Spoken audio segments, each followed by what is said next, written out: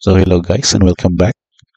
We have another deck tech or standard with Duskmourn, and this time we have checked on the user submitted deck lists from the MTG Goldfish website and found an interesting build which I think is quite a budget-ish build, but this archetype is already not a new kind of build, but like seeing it again in standard is kinda refreshing to see maybe its standard version. So we call this deck as the blue-white or Azorius Bogles.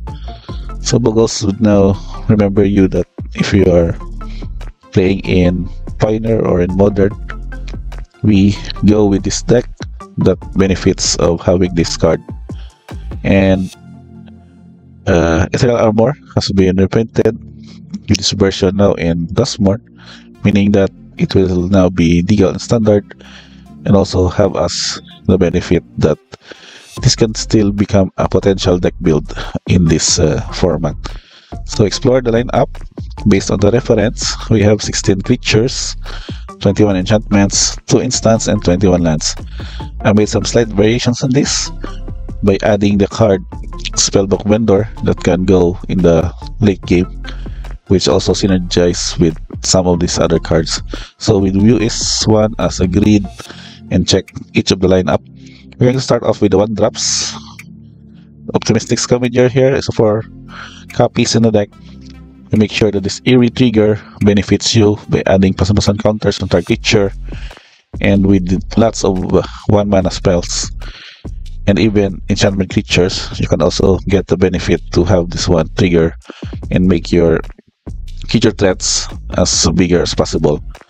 And the other 1-drop in the deck are 3 copies of your Slumbering Keepguard. This also benefits you with a Scry one, which kinda filter out your draws, which is also important. In the late game, Pump would also gets you to benefit to have this one ++1 for each enchantment you control. And the only thing that goes well with the 2-drops is we know that we need to have creatures that are unblockable. Not only that they become bigger by the enchantments, we need to deal as many damage as possible. Hence, our 2-drop lineups achieve that kind of purpose. So we see here 4 copies of Silent Hall Creeper from Duskmourn.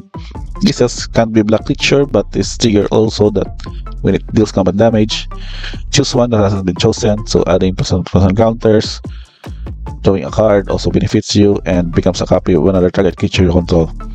This goes well with what other kind of creatures. For example, if you have already satisfied the previous 2, you can have this one as a copy of your Optimistic Scavenger, for example, so that it would also benefit your Eerie triggers. That's make you an additional trigger of this card. So this is also an important 2-drop in this deck. Along with it is your 2-drop Shoreline Looter. So this is another can't be black creature from the Bloomburrow. It has ability also that its threshold, it will have you to this trigger of combat damage, player draw a card, and then discard a card unless 7 or more cards are in your graveyard. So this also goes with the late game. Make sure that your hand is fully refreshed with your enchantments and other protection spells to make sure that your creatures are continuously attacking and can't be dealt with spot removals. And again, the other 2-drop that goes in the late game are 2 copies of Spellbook Vendor. Triggering this one, you can pay 1 to put the Sorcerer Rogue tokens attached to target creature you control. So these tokens will also make sure that Eerie triggers are happening, and also it gets also to add the enchantment count with the Ethereal Armor. Now let's take a look at our enchantments. We have 21 in this build.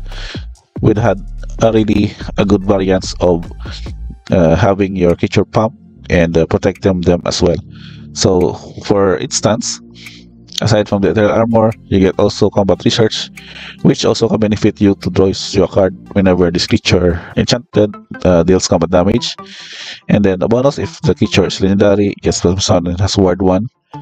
And with the continuous card draw, you need also to protect your creatures.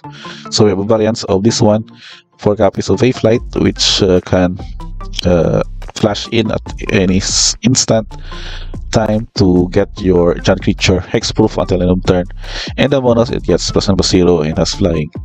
So another threat. We also have 4 copies of Shark Mage Rescue. It is just a 1 mana, but also have the enchant creature gets hexproof at any time you can flash it in, and it also gets +1/+1.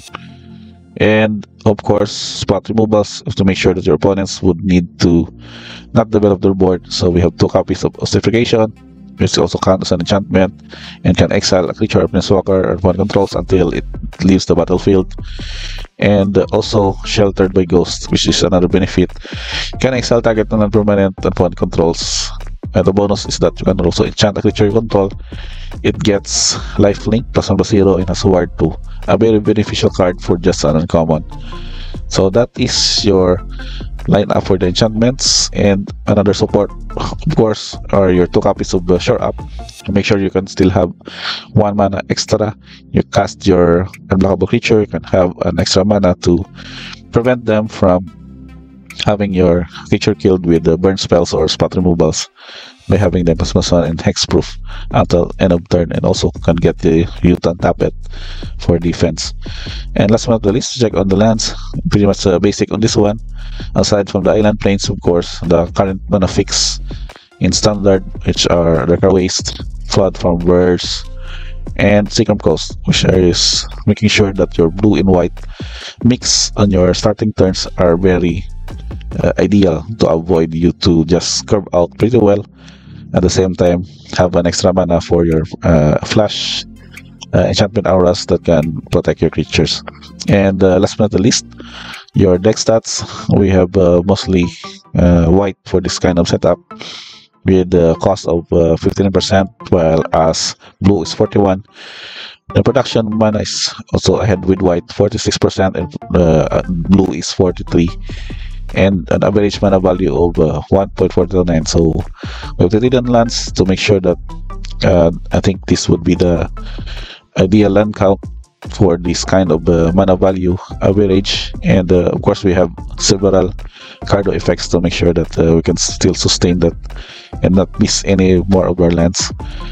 And I think the last card would here be the token, which is the monster roll or the sorcerer roll token, to have your creature get 7%, and whenever it attacks, you will scry 1. So I think that's pretty much it, guys. The kind of deck build is pretty much simple. You can clearly see rare here would be just Silent Skullkeeper, and Spellbook Vendor as your other rare to make sure this is very budgeted version of this deck.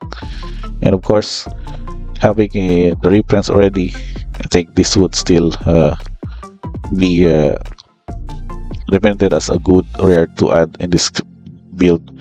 But otherwise, having a Darker Waste and Seacrom Coast would also not kind of affect this kind of deck build, so because of the stability of the blue and white mana. So for any instance you need to have play this one or encounter this in your daily grinds, just let me know in the comments below. We can have a good discussion on how this deck will turn out. Any suggestions are also welcome. And I guess that's pretty much it, guys. Thank you for watching this one. We have again Azorius Bogles for standard deck tech with Duskmourn. Don't forget to like, subscribe, and notifications on, as we can still have more future standard format deck builds that we can discuss in this channel. Again, thank you guys for watching, and see you guys on the next video.